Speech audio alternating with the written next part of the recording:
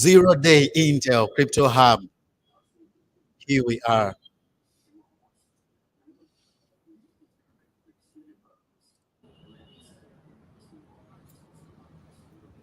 Yes, we are Zeroday Intel Crypto Hub, and here we are as scheduled. Welcome to the show. And what we're going to be doing today is basically updates, charts. You want to know what's in the news on crypto, blockchain, Web3, technology, artificial intelligence. Here we come. My name is Crypto Ken, and I'm going to be joined by our executives. Yes, mwebale kweyunga ku show eno tuli ffenna tugenda kuba nga tutambuza ebintu byonna maridadi sana bulungi nnyo naye nga n'emirimu gye mukola mugyebale. Tuli wano tugenda kuba nga tubawa amapya agakagwawo. Oyagala okumanya ebikwata ku Worldcoin, kapya ki bangi mwagala okumanya eggulawo ddi, tuverifyinga ddi, apu zaffe nga tezikola, tetwabakinga, byonna tugenda kuba tubibawa wano ku Zeroday Intel Crypto Hub. Tukujjukiza ntusangibwa wano e Kabalagala opposite Embassy Plaza, era gweyagala okuyiga n'okumanya n'okwawula ekituufu ku kikyamu, jangu otusange wano tukwatagane bulungi nnyo nnyini ddala. Bakama baffe we bali Mr. Hamis Mutebi nga ye CEO ne Mr. Salim Kamali, the founder of Zeroday Intel Crypto Hub. Like we said, I'm going to be joined by our executives, Mr. Salim Kamali, the founder of Zeroday Intel Crypto Hub, and Mr. Hamis Mutebi, the CEO of Zeroday Intel Crypto Hub. Welcome to the show, Mr. Salim. Good morning, Ken. Crypto Ken, should I say? How are you doing today? How's your Monday began? My Monday was a rainy one. It rained everywhere in Kampala. Too much traffic. Everything was disorganized. How is it that side? What time is it that side?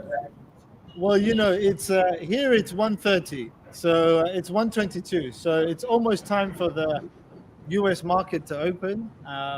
Okay. And it's also raining here, but that's very typical for London. So no problem. I'm used to the rain. Okay. Okay, that's an update on London. Mr. Hamis Mutebi, welcome to the show. Thank you so much. It's an honor being hosted on this live stream. Thank you for tuning in, and yeah, let's get this ready and started. It's an honor. Oh. This is your live stream, my brother. Yeah, it's an honor joining you. It's an honor for us. He's honored to join you. Yes. Okay. All right, good guys. Morning. What's our plan today? You are straight to the point. Now, let's have a recap of what happened previously in the past week. Some people were not following up well. We had the mastermind behind Worldcoin being sentenced. He was sentenced to 20 years in prison. Yeah, that was one of the top stories in last week. What do you have to say about this, Mr. Mutebi, in regards to advising those who would want to join crypto, those who would love to invest in crypto? How would you advise them? Well, at least it was a positive.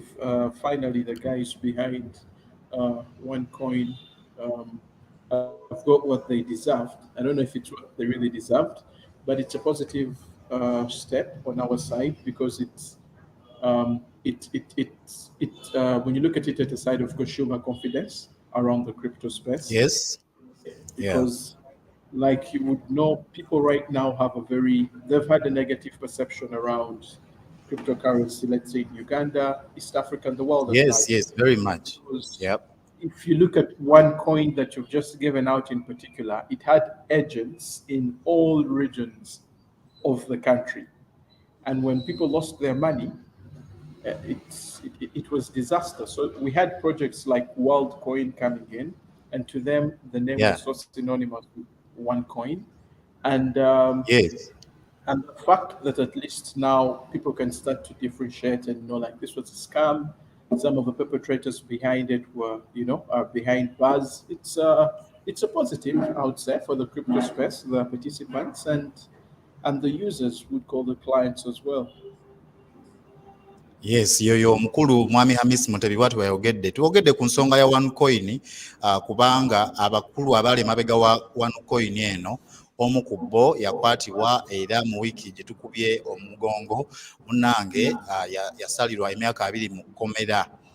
OneCoin abaajenyigiramu baali bangi era bangi ababbibwa nga oli ne bw'omunnyonnyola ekikwata ku crypto tayagala kumanya. Agamba tombulira bya crypto banzibira mu OneCoin. Obuzibu obwo twabusanga nnyo nga tukola emirimu gya Worldcoin eyali ku kituufu ng'oli tayagala kumanya kituufu na kikyamu. So abadde atunnyonnyola nti kyabadde kirungi nnyo okuba nti baakwatibwa era n'abantu okusigala nga bamanya nti mu crypto kituufu mulimu obufere ate nga mulimu n'ekituufu. Bw'ayagala okweyunga mu crypto kyandibadde kirungi okole okunoonyereza weebuze ku abo abakusingako ate ojje ne ku Zeroday Intel Crypto Hub otwebuuzeeko. Yeah. So one and the other story that happened in the due course of the week is this is on the positive. You know, Deutsche Bank, a German investors bank, is going to start Bitcoin and crypto custody for its clients. Now, these clients include companies and individuals, even investors, those who love to invest in crypto. That was a big story on the positive. What do you have to say about this, Mr. Salim? Well, I think, Deutsche Bank, a huge bank globally. Okay. They manage and control, over $1 trillion in assets. And, okay. When you have big banks like this, when they come out and make a statement that they're going to enable crypto custody and Bitcoin custody, essentially what that means is they're going to be able to offer this as an investment vehicle for their clients. And their clients have a lot of money, and well, they manage a lot of money. So, $1 trillion plus, if they even consider investing 0.5% of that, you're talking hundreds of millions of dollars entering the Bitcoin and the crypto market as a whole. So, this just gives more and more, I suppose, validity to the long-term use case of digital assets, and also, with them, everyone's going to have to buy Bitcoin at one stage, and we know that Bitcoin has a limited supply, right, and a growing demand, and just based on basic economics of supply and demand, when there is something that is scarce and you have a lot of demand for it, value goes up. So I think this is just really good overall, long term, great opportunity. And right now the price of Bitcoin is still low. For me, if you're buying Bitcoin below $30,000, you're doing good. Yes. So good things to come, I think. I've also bought some Bitcoins. I'm one of those people waiting to see what happens later in the bull run. Now, what was interesting about this story is the fact that the bank came out and said adding crypto custody to their services won't interrupt their other services. Ogambia bull run, what do you mean? Bull run. The bull run is. We're going we told these people we're going to do another video that explains the bull run in detail, because if we try to break it down right now, we may not get to the bottom of it. But in simple terms, it's that time. It usually happens when the Bitcoin halving happens. That's what they call the bull run. It's just in simple terms. That's what I can give for now.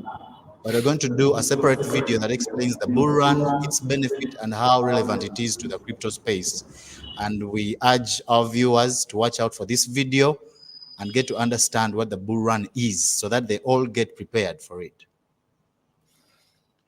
I'd like to add to that. I mean, I think the bull run is one way of thinking about crypto prices going up, but when it starts and when it ends, nobody really knows. But what we do know is that it follows a very clear pattern. Every 4 years, crypto prices go up, they come down, and then in line with the halving of Bitcoin, which is next year, they go back up again. So I think we're falling in line with that journey that has happened every 4 years. But I think you're going to do a video around the bull run at some point, Ken. So Yeah, we're we gonna look do forward. that. We look forward to seeing that. And even make it simpler for our Uganda viewers. Now, next thing is we're going to look at what's happening in the market currently, what's new in the market. Mr. Salim, you have any updates? Well, look, let's. Where do we start today? It's Monday, and the market's about to open. So I'm going to share my screen. We're going to do some. We're going to look at some charts, which have been very interesting for me today. So I'm going to be adding my trading view chart. Let's go. Where is it? Present. Oh, where is the screen gone? Let me try that again. This is what I love about live streams. They never go to plan. Okay, here we go. Let's get it up. Let's get it up. What can you see? Oh, you can see. Can you see? Oh, still not showing. Okay, let's try that one more time. Okay. Here we go, guys. Where are we? This is the Bitcoin chart. Let's start off with BTC. BTC. It's had a very interesting week. Let's start with the weekly candles. Can you hear me nicely? Yes, we can. Okay, excellent. Well, look, let's have a look at what's happened in the last 2 weeks. So here we're now on a weekly chart. These are my sort of long-term lines, which I'm sort of looking at, or short-term lines. And this week's candle has only just been open since last night, right? So it opened at midnight last night, UK time. So that was 2 a.m. Uganda time.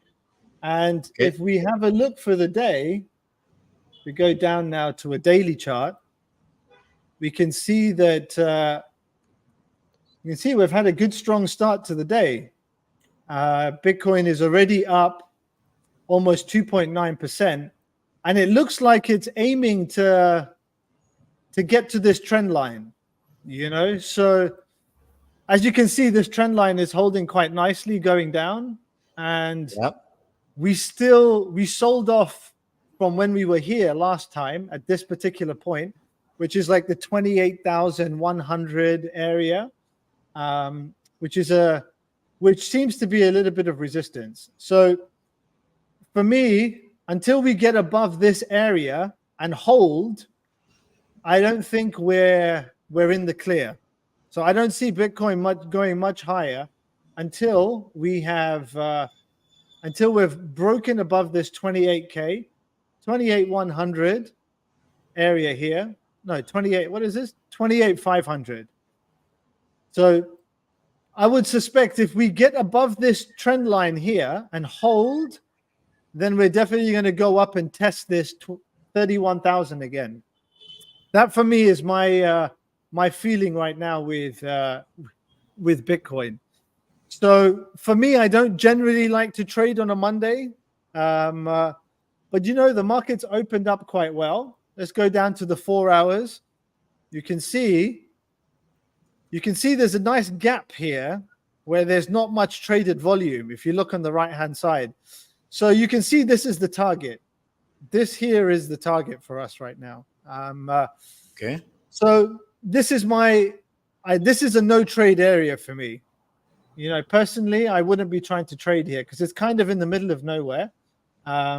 But remember, everyone, this is not trading advice. Do your own risk management, plan your trades, etc., etc. Trading is dangerous. My advice is stay away from leverage. But you can see on the 30-minute candle, and if we put up the EMA ribbon here, let's look at the 2 hour. You can see we've got a little bit of a trend forming. So I wouldn't be buying anywhere here if you're looking to trade. I would be waiting for some kind of pullback if you want to take the trade up to here. That's kind of what I've been thinking. But as I said, I'm not trading on a Monday because there's a lot of volatility and I don't know what to expect. So that's your BTC chart. It looks quite interesting. This could be the start of a really good run up until 31,000. And Wow. do you know what's interesting? It could easily go like this, come like this, like that, like this, and like that. A nice trend going up, something like that. But no guarantees. So next one. No guarantees. The market is always the market, like you say. Yeah. What are your thoughts? What are your thoughts on Bitcoin? You said you bought some on the weekend. No, not over the weekend. A few weeks back, I bought some for $330. Oh, nice. I kept some, yes. So I just can't wait to have a cold wallet to have them safe. Okay. So I can see where the market goes. I'm pretty sure Bitcoin, for Bitcoin, the sky is the limit, especially now that we are entering into a season that is much anticipated. Yeah. And it's just a few months away. The bull run that we talked about is just a few months away. No one knows the exact date, but we're sure it's only a few months away. Yeah. My thoughts are those that are willing can buy and hold. It's not financial advice, but from the charts, those that are willing, those that are really investors can buy and hold. It's an investor's game. Yeah. Long term, yes. Yeah, I think now's a good time. Now's a good time. Yeah, now's a good time to buy. Now, do we have any updates on Ethereum, the second largest crypto? Let's have a look at ETH. This is my ETH chart right now. Let's go back to the weekly. Let's have a look. We broke down from this trend line in what date was that? That was August 23rd. This was a big weekly candle, and it's come into this area of demand. And as you can see, 1, 2, 3, 4 weeks, it basically did nothing. This last week's candle seemed to wick down, and it's immediately found some buying pressure. For me, this looks really good. I'll be honest. Okay. This looks really good. ETH is very different from Bitcoin. But we all know that when Bitcoin goes down, everything else kind of goes down too. But this looks like an interesting chart right now. If we look at the VPVR, which is this volume traded on the right here, we can see we're in a big area of demand. Yes. When you sort of click on this section, you can see there's a lot of demand there. So a lot of people seem to have been buying, selling, and a lot of people who probably tried to short ETH down here are in trouble. And they've probably got their stop losses somewhere here. So, when you're shorting an asset and it breaks above and you have to close your shorts, that drives more buys. And that can create some kind of short squeeze. But look, this has been a big area of support and resistance for a while. And it looks like ETH is turning this whole area into support right now. But the truth is, for me, until we get above 1750, this area here, 1750, I don't see us, we could just come to this trend line and get rejected and then come back down. And to be honest, September is one of the worst times of the year for Bitcoin, for the stock market, for everything. But this is a very interesting year, especially in the States, because it's a pre-election year, and usually pre-election years have different statistics to the normal years. So we just have to let the price action tell us. You know, people are always trying to guess which way the market is going to go. For me, I'm a believer in just wait for the price action to tell you. So if you break above a key level, you know, which is somewhere here, this 1750, 17, 1800 area, if we break above here, hold for 1 or 2 days, then we could start seeing some demand. But if you have a look at the EMA ribbon, which I've just switched on here, this is acting as resistance. Do you see that?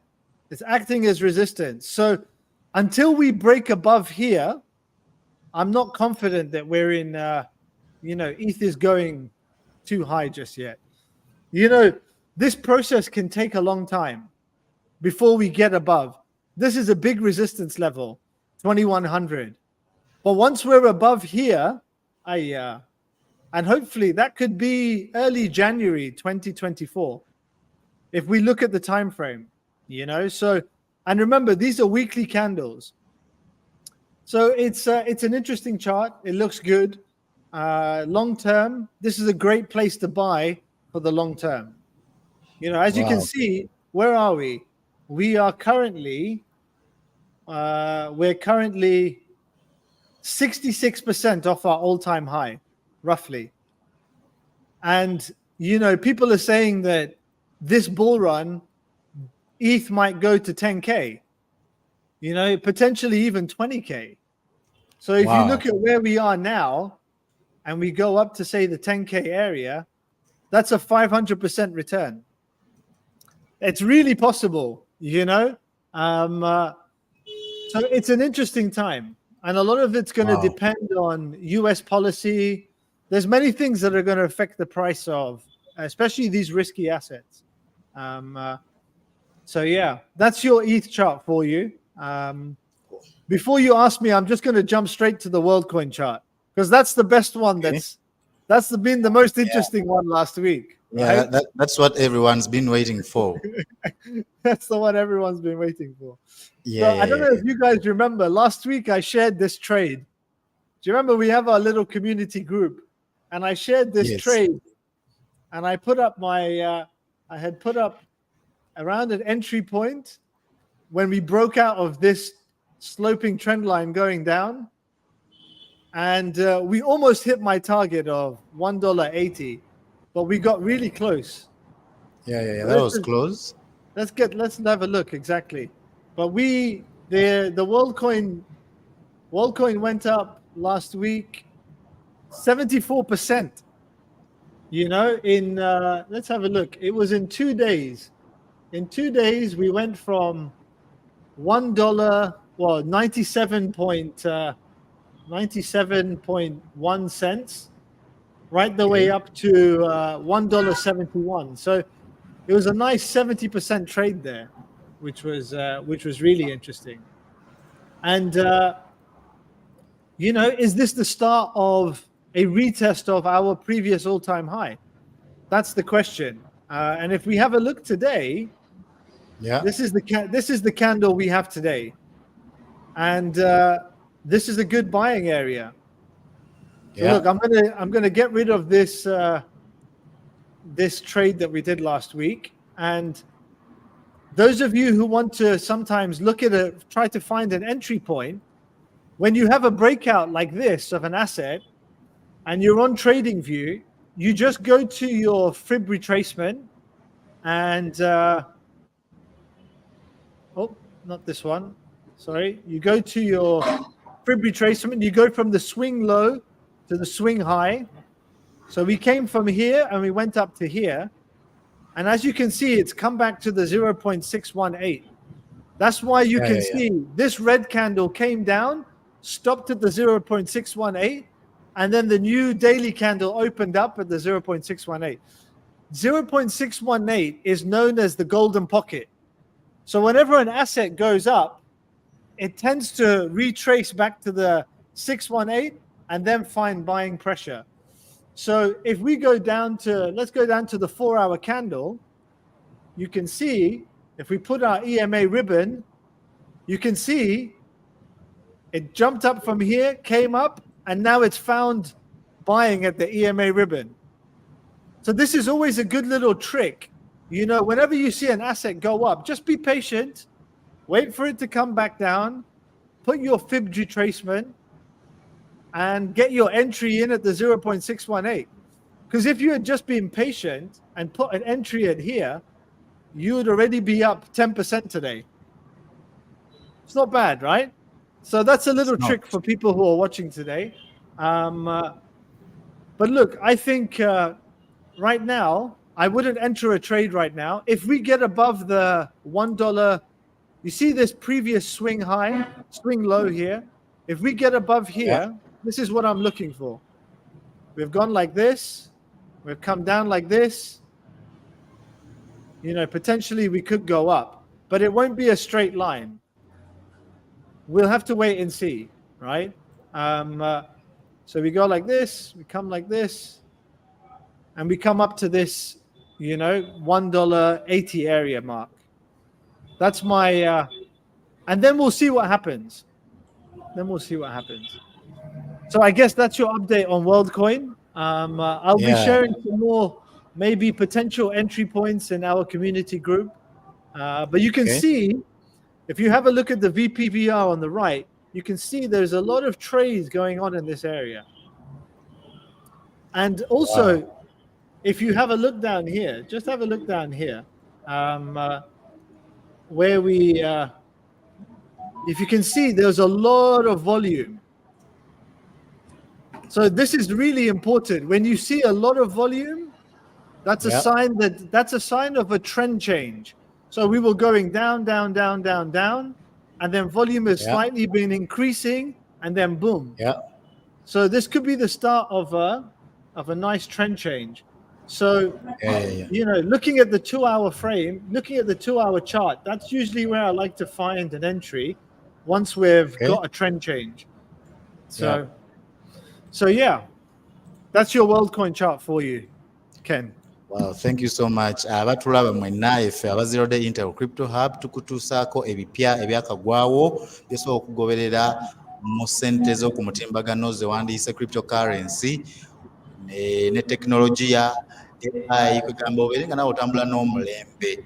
Omukulu Mr. Salim Kamali abadde atuwa entambula y'obutale nga bweyimiridde ku nsimbi eziyitibwa Bitcoin, Ethereum ne Worldcoin. Bangi bagala okumanya Worldcoin atya bwayimiridde. Abasinga mwali mumanyi Worldcoin ebudde tekyadda kusituka, naye wiiki eyo gye tukubye omugongo mwenna mwewuunya okulaba nga Worldcoin etandise okuyimirira, etandise okwambuka.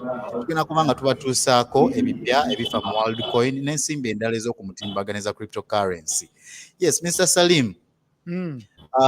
The US dollar is the reserve currency. It's like the backbone of everything. Can we have a look at the DXY? Sure thing. You know what I'm also going to include today is the Uganda shilling chart. Yeah, that's nice. You know, do you guys ever look at the Uganda shilling chart? It's something that actually. It would be something really good to look at against the dollar. Yeah, and if you know, recently I've been paying closer attention to it, and if you look since like 2015, you know, we've been in the 3,500 to 3,900 area, where one USD to Uganda shilling has been.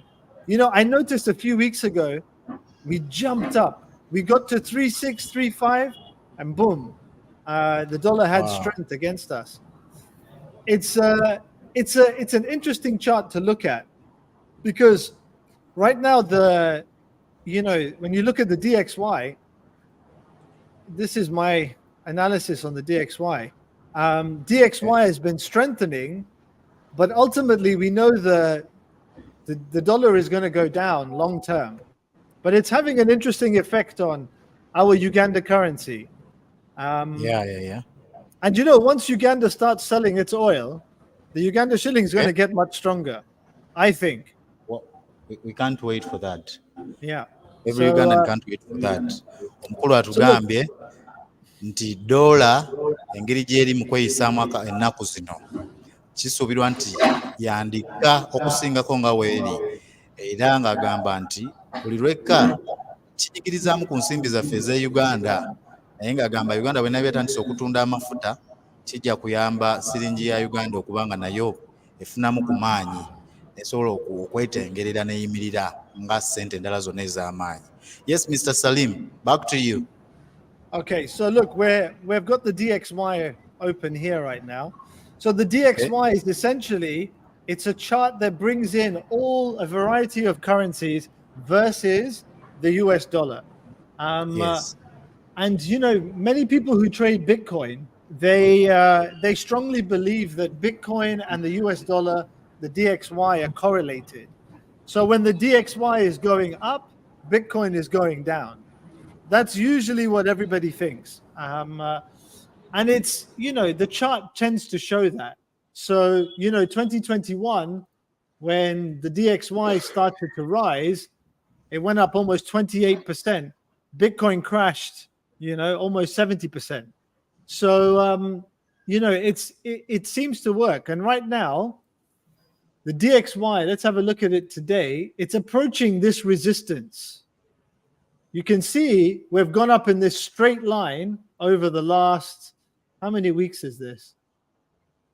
If you have a look here, 1, 2, 3, 4, 5, 6, 7, 8, 9, 10 green weeks in a row. You know, that's an interesting time because you've had 10 green weeks in a row. But when we look at Bitcoin over the last 10 weeks, 1, 2, 3, 4, 5, 6, 7, 8, 9, 10, it went down. You see that? Let me show it to you side by side. Maybe that will help. Let's look at the DXY here. Can you see this? So if you have a look, yes, we can. Yeah. You can see DXY, Bitcoin. DXY goes up, Bitcoin goes down. Okay. It's really interesting. You know, there is a lot of people who just trade gold and Bitcoin, and all they do is wait for the DXY to turn, then they buy Bitcoin. Or wait for the DXY to go up, then they sell Bitcoin. So as you can see, the last 2 weeks, Bitcoin is going up and the DXY is starting to get weaker. Do you know how the way you see if a candle is getting weaker is when you look at the candle size, it gets smaller and smaller. Like this was a big candle. This one is smaller. This one is smaller. So this could be the start potentially of the DXY to go down, which gives room for Bitcoin to go up potentially. Yeah. So, you know, if you're a trader, I'm sure this is the area that you'll be very interested in, you know, watching the DXY and gold. You know, I'm a big fan of gold. And I think as much as I love digital gold, I think the gold is looking ready to break up again, you know, and this is a seasonal time potentially these next few months for gold to really boom. But anyway, that's your update, Ken. That's all I've got for you today on the charts. Thank you so much, Mr. Salim Kamali. We appreciate this update. We are Zeroday Intel Crypto Hub. Mr. Hamis. Hello, Mr. Ham. Are you there? Yeah. We want to hear from you. What do you have prepared for us? We previously talked about the Worldcoin, and you know there's a lot of questions in people's mind concerning the Worldcoin and the World app. What's happening in Kenya? Do you have an update for us? Well, as far as what we pick up from the news in Kenya, there's been a commission of inquiries going on where different stakeholders have been meeting the senators, or what we'd call the members of parliament, and giving their side. That was from the Attorney General of the Republic of Kenya. We had the head of the Data Protection, I think, Commission, the Interior Ministers, and other regulators in the space. who have interfaced with the Commission of Inquiry. At one point, the undersecretary, that would be the equivalent of the Minister of State for Health in Uganda, was also part of the inquiry. She came in and gave her submissions. And interestingly, there was a lot of noise around the whole commission of what was happening. Okay. We witnessed people coming in and saying some had lost their eyesight. Um, One person claimed his eyes is that started. just a joke? That must be a joke, right? One person claimed his eyes started mutating 30 minutes after, looking at the orb, and this got a lot of press traction through Citizen TV, K24, and all other media. But maybe what I found a bit disappointing was the last, I think it was 2 weeks back, when we had the Worldcoin team interface with the commission, and Okay. they opened up and shared a lot of facts about the project. That did get as much press coverage as the as we had all these conspiracies going on. So So I that think, does it take us to that other saying that usually goes that bad news is good news? and good news is Is bad that news. is that what they're trying to? Good news. Maybe yes, because I tried following. I followed, at least I saw the submissions by Alex Bernier, really explaining how the orb works, and no data Okay. is stored by the orb, right?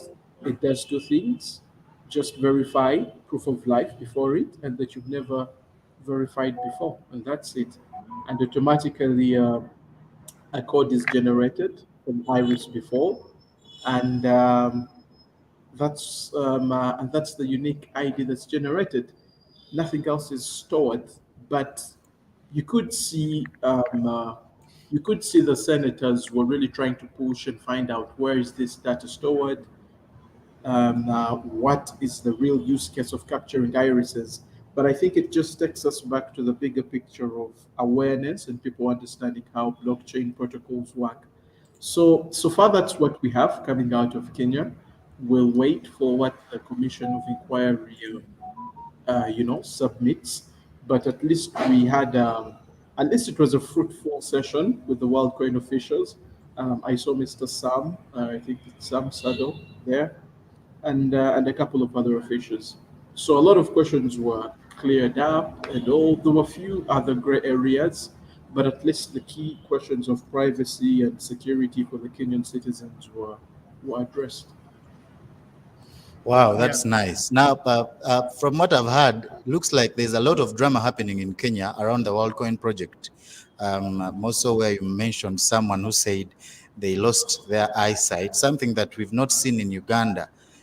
Do you think this drama is going to affect WorldCoin operations in Uganda as well? Do you think Ugandan legislators are kind of following suit of what's going on in Kenya? Are we Um, are we copycats to that extent? Can we just succumb? well, what we would say is that Kenya really sets the pace of Okay. what happens around here in East Africa, because they're way ahead of us in terms of um, tech, finance, and all that other kind of stuff. So I'm sure regulators here and stakeholders are looking at what's happening in Kenya. But one other thing, much as the operations in by regulators are synonymous, these are two different countries, right? Yeah. You'll Yes, they're two understand that different countries. Uganda appreciated crypto. We held the first ever blockchain summit in Africa, Exactly. Exactly. way Yeah. before I forget Mauritius. that. Yeah. And number two, I think the president of the Blockchain Association was the president of the Blockchain Association Africa. Then number two, you look at regulation around virtual assets. I think the FIA, the Financial Intelligence Authority here, was ahead of Kenyan regulators, because at least we have a regulation for virtual asset service providers, and Yes. in the same space, there are trainings and all that, and the FIA is really doing a good job.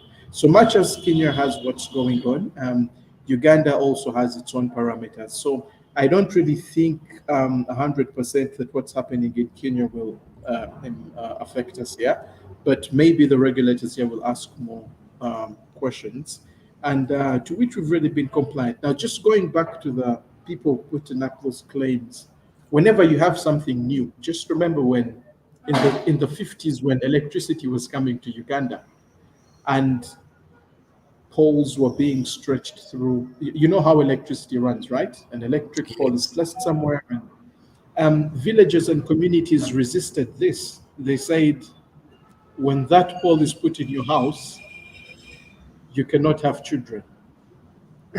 The whole Uh, system becomes Are you serious? right? That's just a classic example. But 60 years down the road, you have everyone asking the government for cheaper electricity, right? Yeah, So when a new technology comes in, people don't really understand it.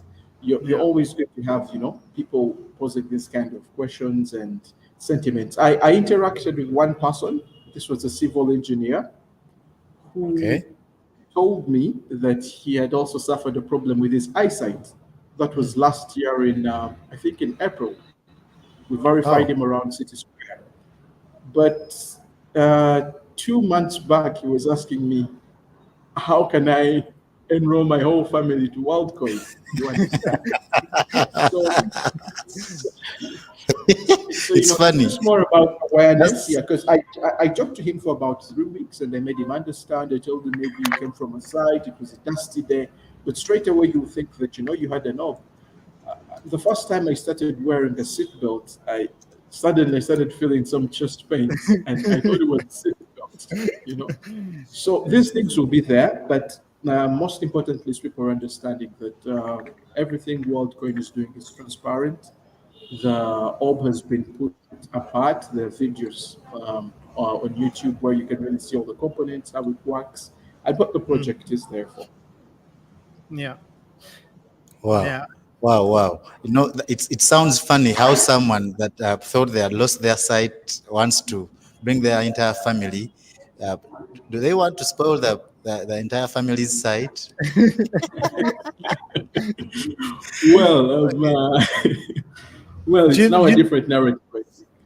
do you know Yeah, it's really interesting. Sorry to cut you, Ken. I mean, I think in kind of any new emerging technology, you're always going to have opportunists trying to figure out ways that they can find a way of claiming or gaining some sort of fame or limelight in amongst that sort of new technology or something happening, because yeah.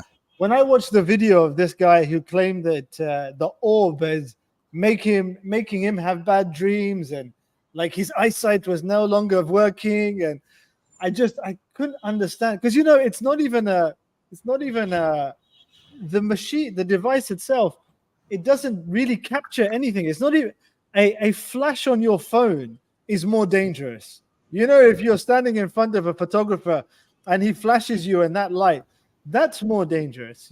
So, but the great thing is the WorldCoin protocol. It leaves all the technology open for everyone to see. Um, uh, and they spent a lot of money and time developing this device, and they tested it. Millions of people have verified their ID. So, you know, I don't think that's the biggest issue for us to worry about. Yeah, it isn't. With time, people will cope up. Like Mm, the narrative changed for the gentleman we just had as an example. The narrative will change for the rest of the users. And mm, right now, from what we see on our website, that is www.zeroday Intel, really want to be a part of this project. Now, this just means they've understood the narrative. Their narrative has changed. They know what the project is and they know how important it is to them. And mm. we do appreciate. Yes, Mr. Salim, you're sharing something with us. This is ETH Safari. ETH Safari, yeah, yeah. Yeah. Can you remove the banner for my name, Ken? Just Okay. since you're there. Whoop, it's spinning by. Um, uh, yeah. So this is the ETH Safari. This is just some stuff that's happening in the crypto space, which I think everyone will probably find quite interesting. Essentially, we have ETH is having the largest Africa summit. Essentially, let's have a look at it. Okay. It's ETH Safari. It's welcome to the largest ETH event in Africa, and it started today, and it's running from the 18th to the 24th, and it's in Kenya, which is super interesting, makes a lot of sense because Kenya really moving forward with blockchain, and I think this is going to be a super interesting week for developers and the whole East African community. Let's hope one day we can get something like that happening in Uganda. But look, I'm going to play the video. So let's just see. What is ETH Safari?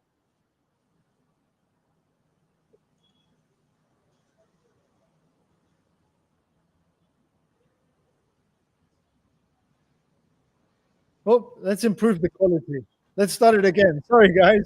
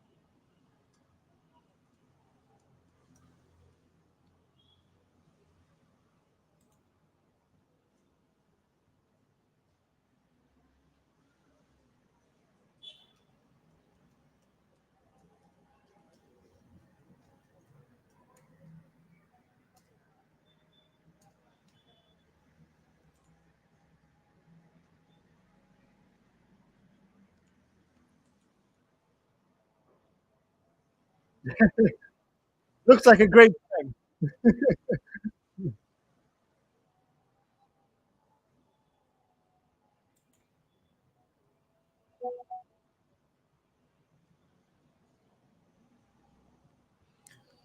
Super interesting. Wow. Yeah. Yeah, I that, think that looks like something that is going to be massive. It's a must-attend event. yeah, For whoever can. those were the videos I think from last year, which was and I think Worldcoin attended last year, but this year it seems like we might not be there, from what I understand. But there's going to be many events like this happening in Africa over the years to come. So yeah, this is. I'm just on my Twitter. Were you able to hear the sound of that video playing? No, we didn't. Oh, what a We shame. didn't hear it, but hopefully on the live stream it's there. Okay, excellent. Well, look, I will learn whether or not that was the case. But I found this really interesting as well. I don't know if any of you guys have seen this.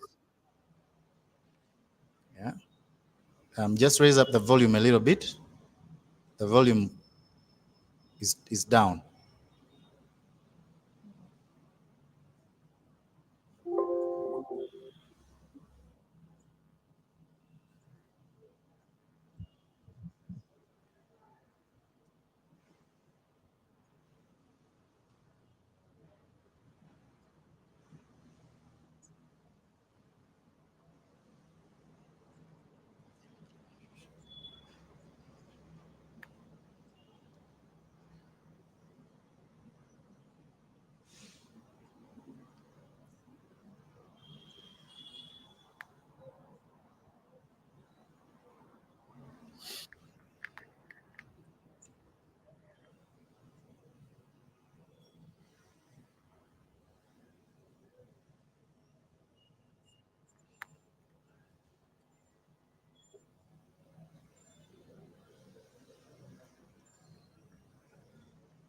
Wow.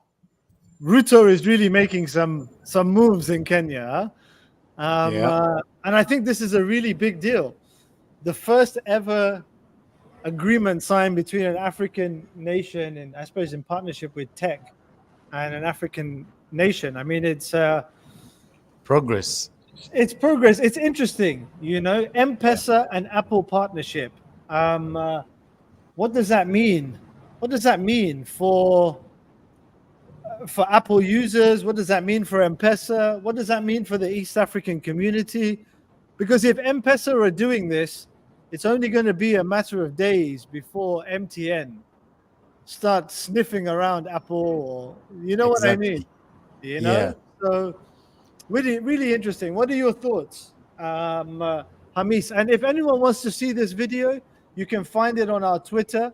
I shared it this morning. I think it's really interesting. So, what are your thoughts, Hamis? Well, it's really interesting, seeing how aggressive Kenya is, and I've tried to follow Instagram President Ruto's visit to the US, and like other African leaders, I think is it almost time for the UN summit, because many African leaders are in the States. But to him, he traveled to, everyone is in New York at the moment, but he traveled to Silicon Valley.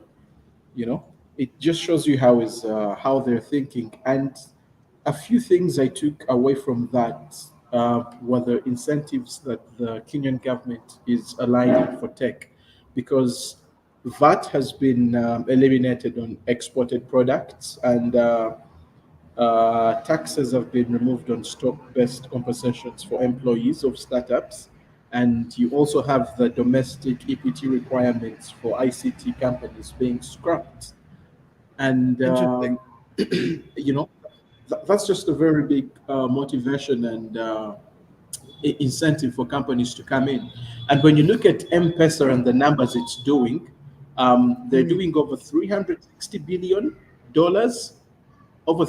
$360 billion is flowing through the M-Pesa platform. And you have Wow. 60,000 active developers working on the M-Pesa Safari platform 24/7. And Wow. when you go down into the numbers, 59% of Kenya's annual GDP, gross domestic product, flows through the M-Pesa ecosystem. Wow. Wow. So them partnering with Apple is really going to be a game changer, because just imagine how many Kenyans are in the diaspora that would now be easily making transactions and all that. So you have to look at the impact of I think you're all familiar with the tech hub Kenya is doing, called Yeah. Silicon Savannah, Yeah. right? Yeah, Wow. because besides the thing they're doing with Apple, President Ruto also met. He met with Tim Cook, that's Apple CEO. He met with Pat Gelsinger, that's Intel's CEO. He met with Google's Chief Financial Officer, Ruth Porat, and other executives from Nike and Levi Strauss. So it just shows you it shows you where Kenya is looking at the moment. What lessons does Uganda have to pick from that? You know, we're not Interesting. yet there, but just see how aggressive Kenya is looking.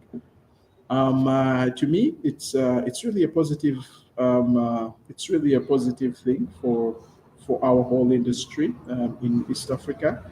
I just hope we Ugandans can borrow a leaf from what they're doing. Yeah. Yeah. Yeah. Yeah. Just to You ask, know, who do you think benefits more?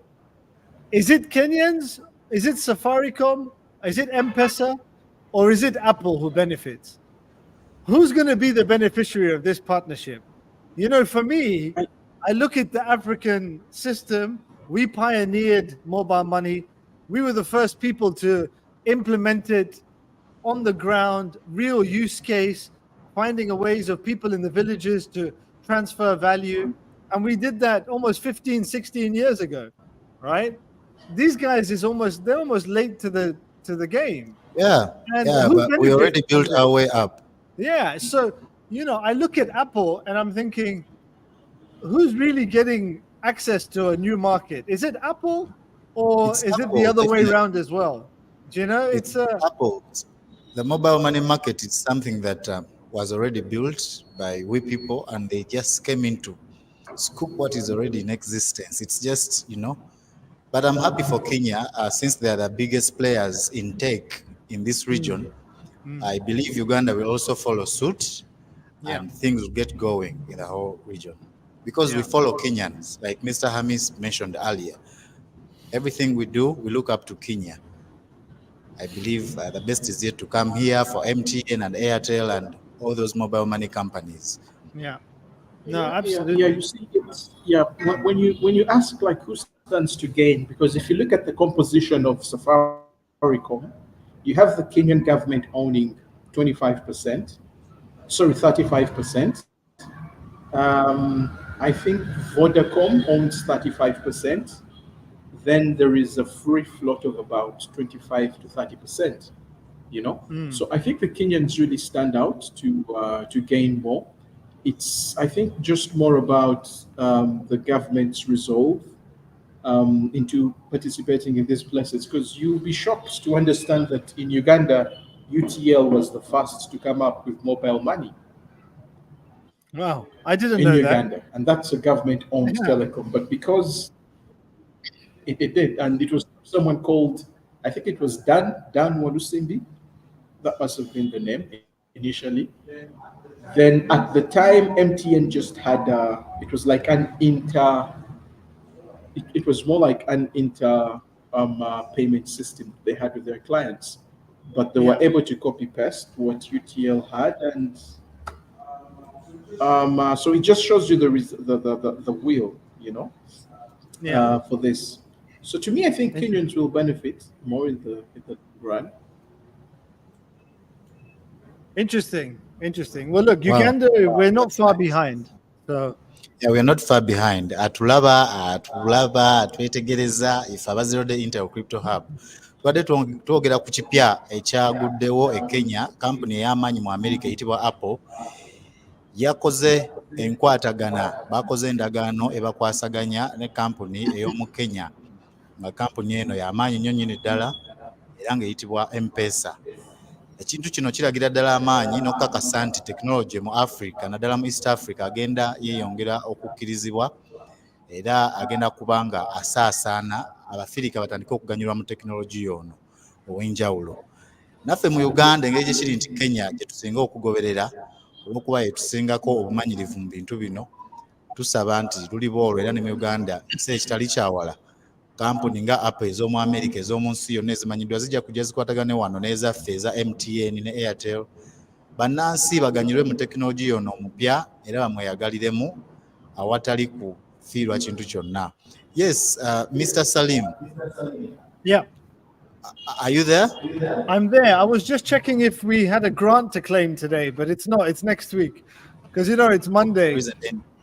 Yes, but another update on Worldcoin is they've come out and released a statement on people that those people who miss out on backups, those who don't Yeah. back up, Yeah. and they say from now on we will have a phrase that they type in.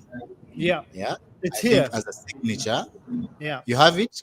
I have it here. Let me share it Just with share you. it with us. Yeah. Yeah.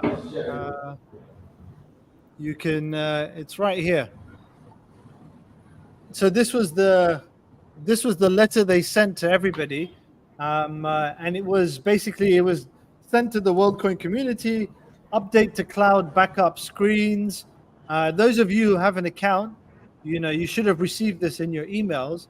But we want to ensure that if users decide not to back up their account, that they're aware of the consequences. This is because if a user does not back up their account and loses access, there is nothing we can do to get it back.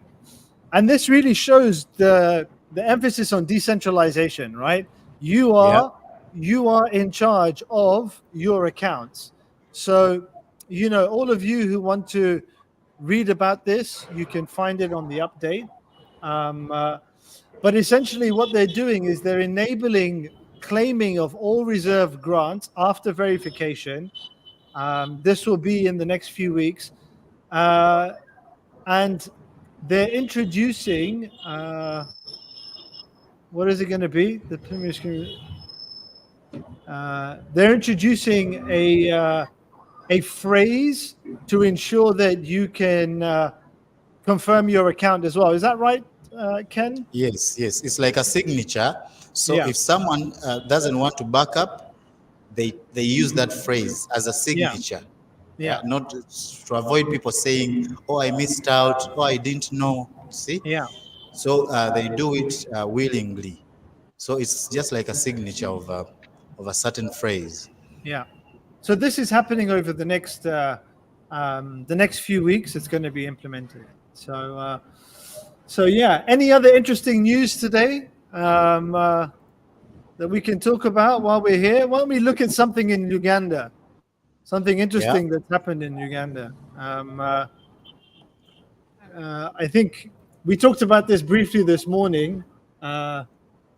Financial markets. Oh, interesting. There was this interesting story from the Daily Monitor today that said payments on external debt increased by 864 billion in just 1 year. Oh, Payments for external debt receiving increased from $583 million, which was 217 trillion shillings, to $816 million, which is just under 3 trillion shillings.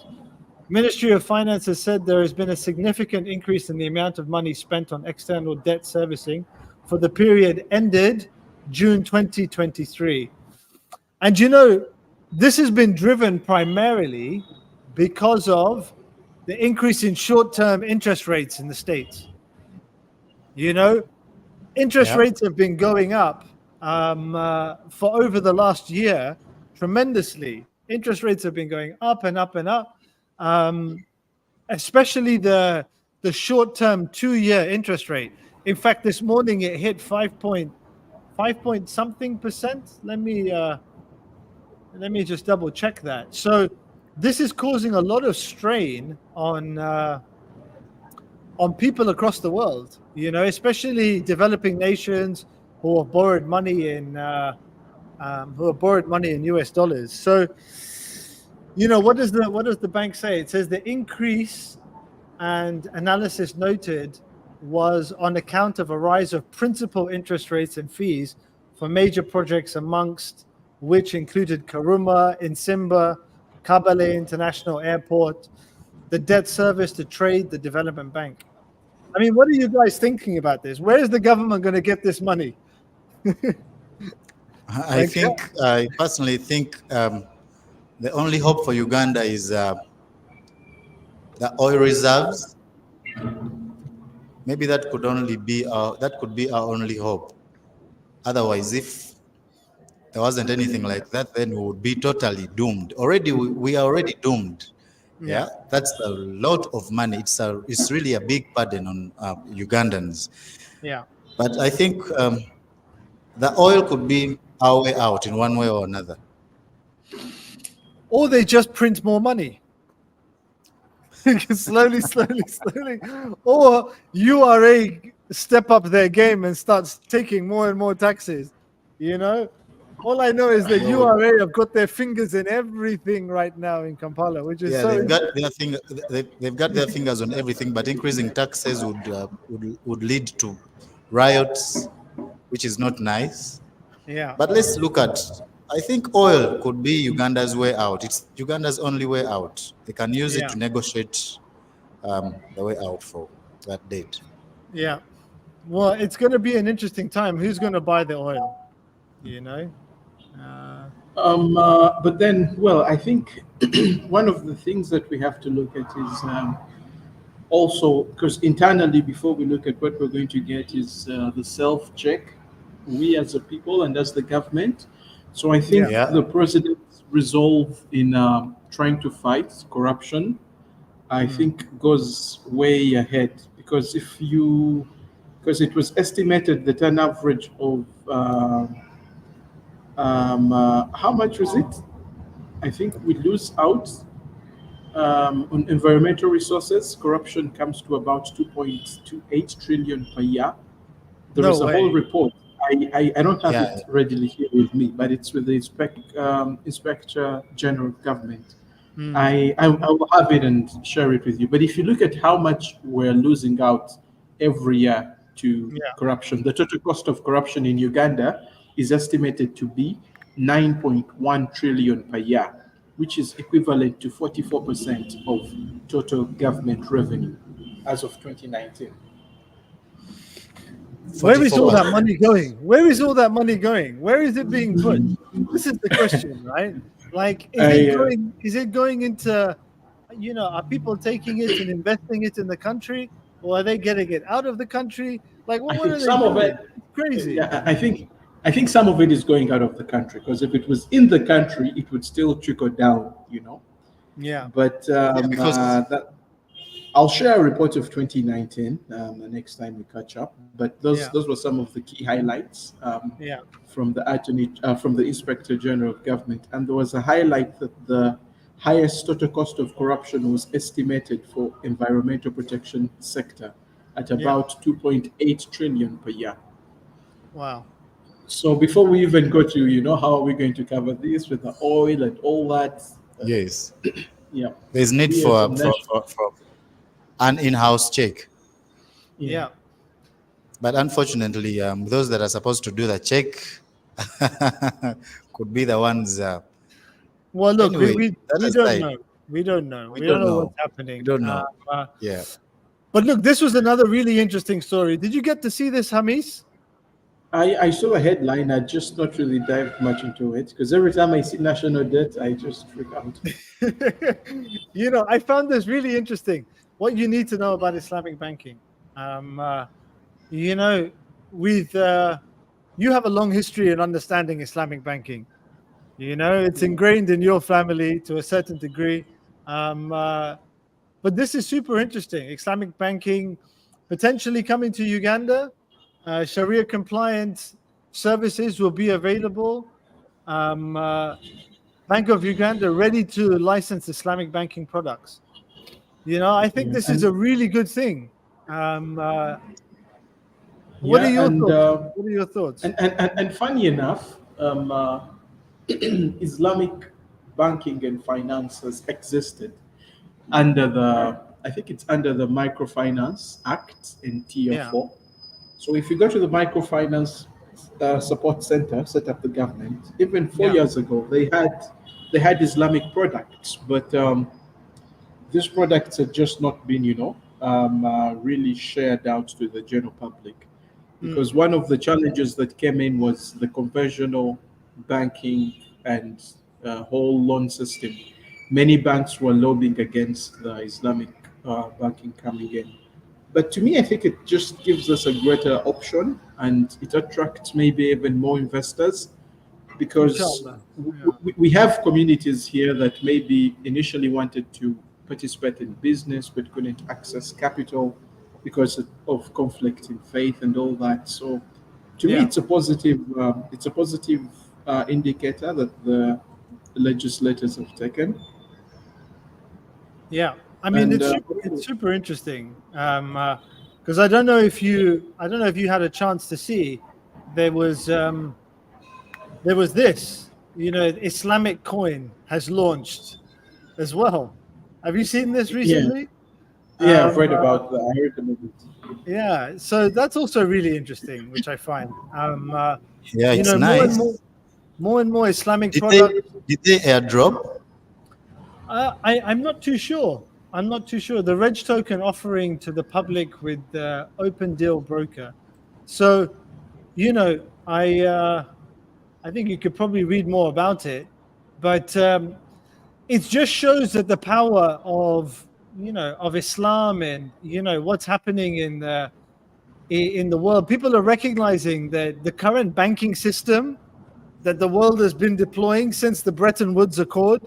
And since the inception of, the central bank in America, it's a system that is failing, and people are looking for alternatives, whether it be in crypto, whether it be implementing Islamic structures to their banking, because they're more fair. The current system, they just seem to, the rich get richer, the middle class get poorer, and the poor stay permanently poor. And it's, for me, it's just not an equal system that represents all of society. I mean, we live in a world today where 90% of the 50% of the world's money, or 50 to 60% is controlled by 1% of the people. I mean, that's insane. It's 8 billion people on the planet. So look, maybe some good things will come from this. But yeah, I found these two stories really interesting today. They were my stories of the day. Did anybody else find anything interesting to start off the week? Yeah, maybe also I see the upcoming ICT job fair organized by the Ministry of ICT.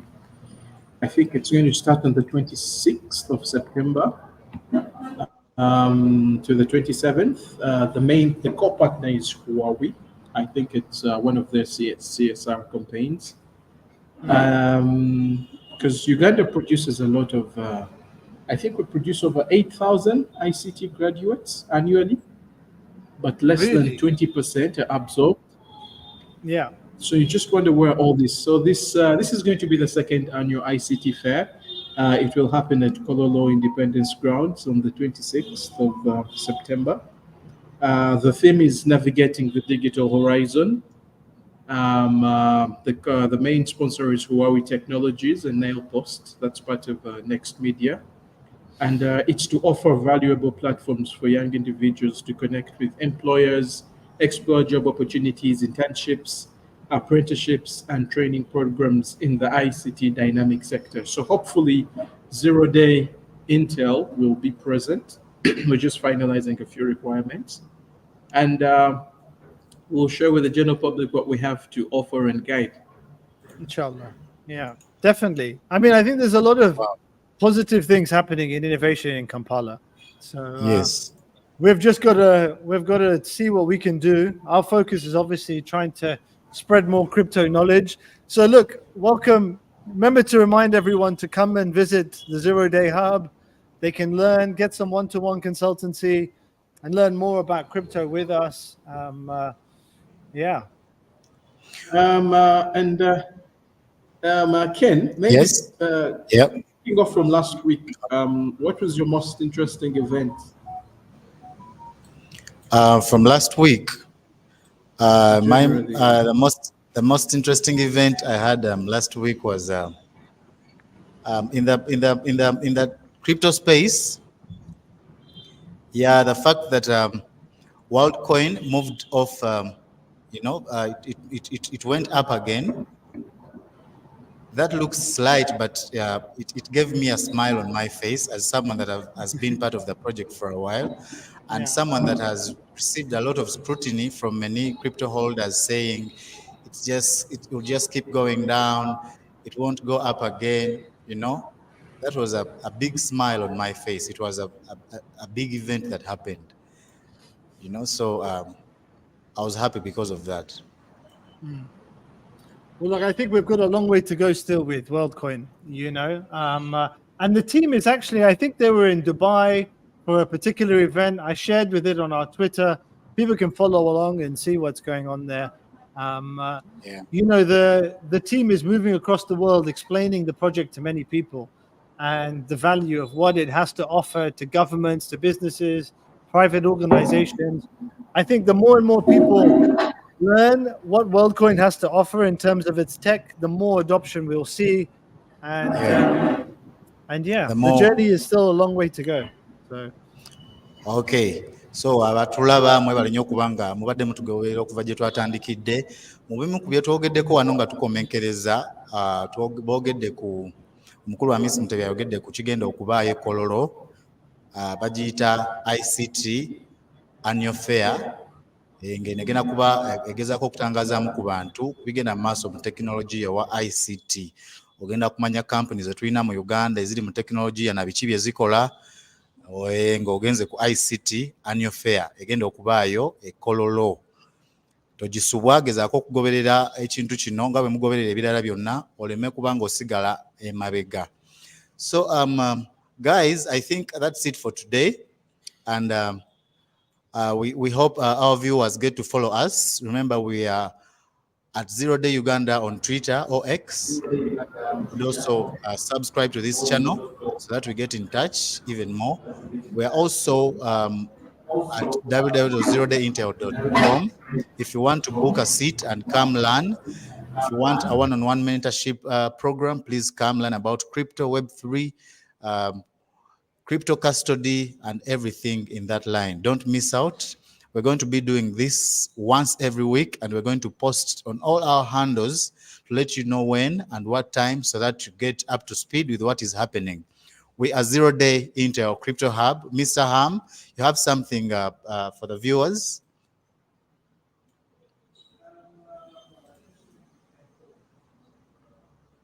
Who have joined our live stream and participated and have kept being part of our community, and for sparing time to join and learn more stuff.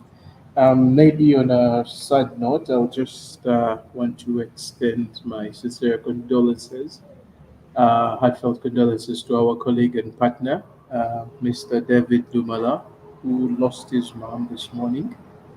David is one of our associates here. He's a very enthusiastic guy when it comes to blockchain, crypto, and Web3 as a space. But otherwise, I just want to wish each and everyone a blessed week ahead, and keep following us for all the latest updates and learning more about blockchain, crypto, and ICT. All right, thanks so much. Mr. Salim. Yes, crypto kin. Thank you. Yes. Look, I think today was a great live stream. It was great to spend time with the two of you. And as you said, this is going to be something we do every week, every Monday, consistently, sharing updates, looking at news, talking with each other, and hopefully learning from you guys what you want to hear about. What I will say as well is that we're going to probably do some sort of maybe some live giveaways and things to interact with the community in the next live stream. So watch out. We'll be sharing what that might be and what those giveaways could be. But we want to hear from you as well. So, make sure everyone send us comments, talk. Feel free to engage. We want to hear your thoughts and let us know what you would like us to talk about. If there's also, topics that you want us to address, we'll be happy to hear from you. So thank you very much, Ken. Much appreciated. Thank you, brother Hamis.